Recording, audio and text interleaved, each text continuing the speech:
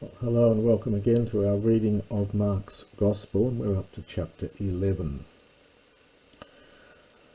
And when, historic present, they drew near from Engisdo, when they drew near into Jerusalem, into Bethphage and Bethany, probably in the direction of the Mount of Olives, another historic present, he sends, this is Jesus sends two of his disciples.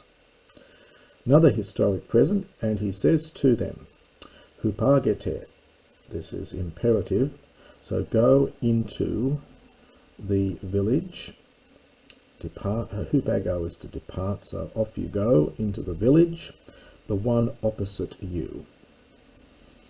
And immediately having entered into it, Greek loves to repeat the compound verb to repeat the preposition, having entered into it.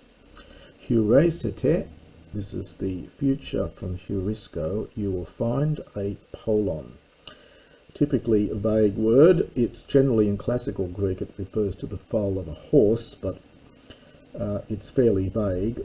Matthew and Luke make it more explicit in making it the colt of a donkey, and we'll just translate it, I think, as colt.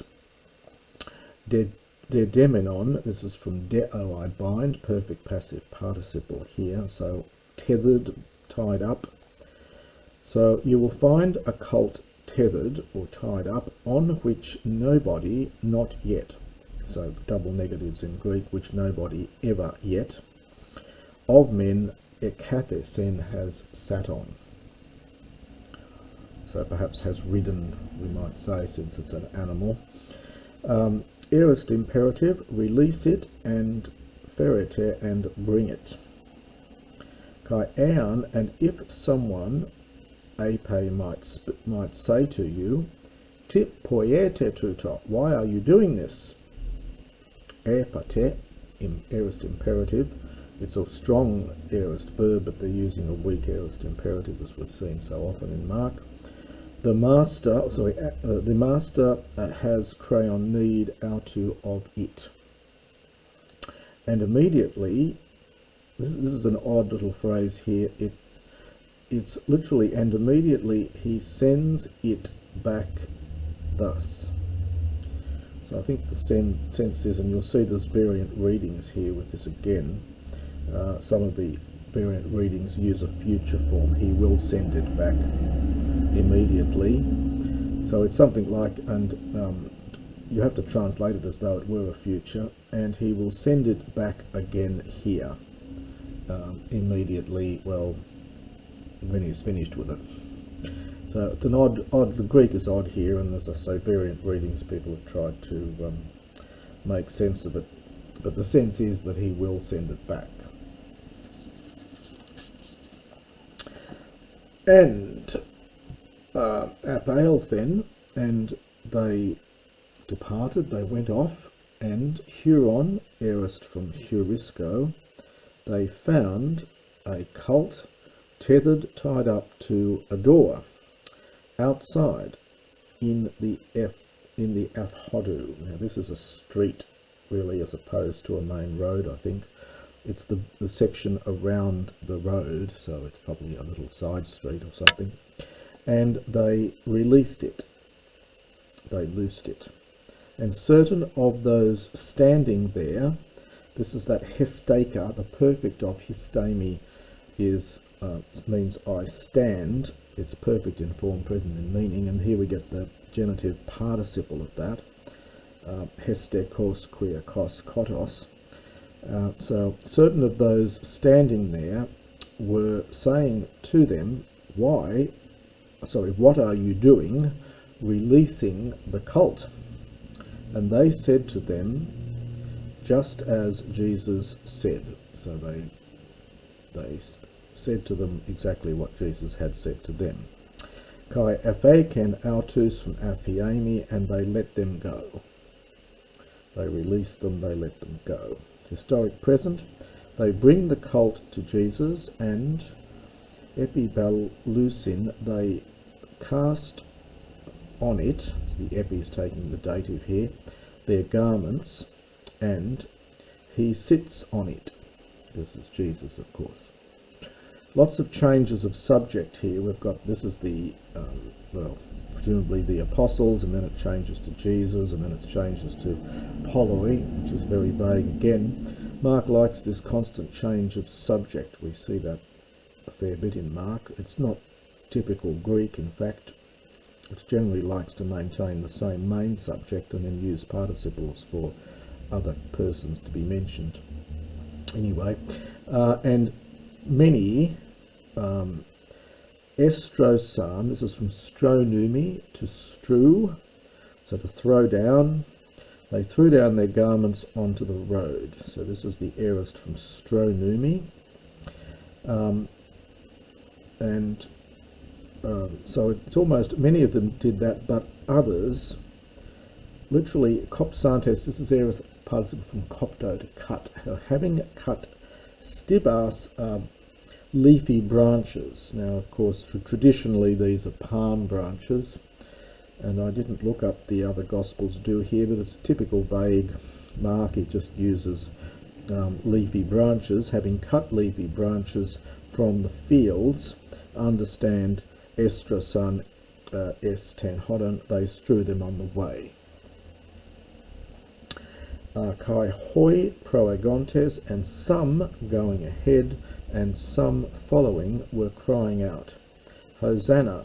This is a quotation here, at least the first part is, from Psalm 118. Hosanna,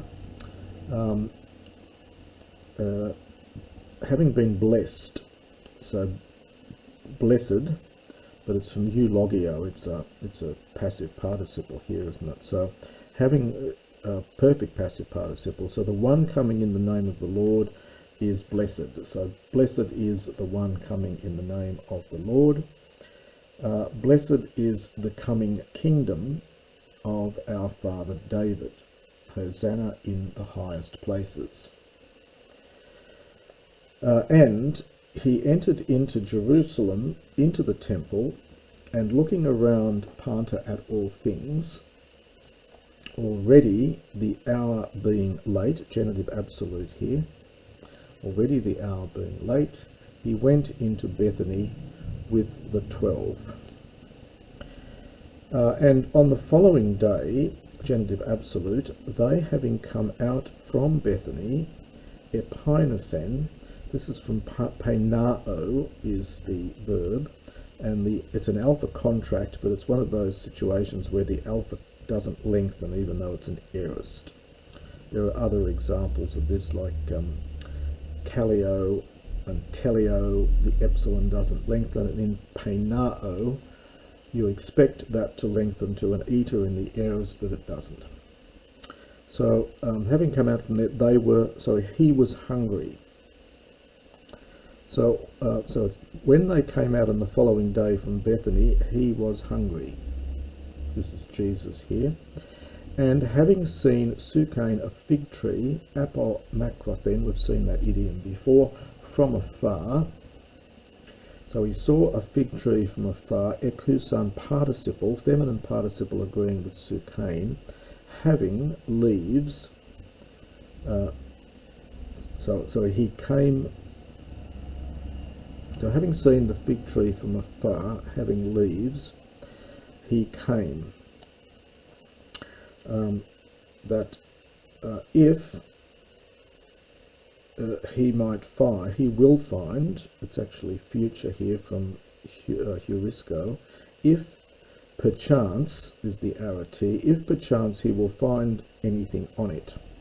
The Greek's rather vague as usual, so having seen a fig tree from afar, having leaves, he came, if perchance he might find something on it. And having come, and he found nothing on it, ame fula, except for leaves. For it was the season, for it was not the season for figs. So it's a fig tree, he's looking for a nice fig, so all he finds is leaves. It was not the season for figs. And having answered, he said to it, well, it's not quite clear what the victory doesn't say anything. I don't know, one's not clear why he has to answer here, but anyway, he's just using this idiom here. Having answered, he said to it, make eti, and it's may with an optative. We get an optative of wish down here. This is from phagoi, optative aorist from esthio. No longer, as ton iona, forever, may anyone eat fruit from you. So may no one eat fruit from you in future. And his disciples were listening. So nice aorist optative here of wish, and we use may. So literally, no longer in the future may no one, may anyone eat fruit from you. Double negatives in Greek don't cancel. And the disciples, his disciples, were listening. And that's that little section there.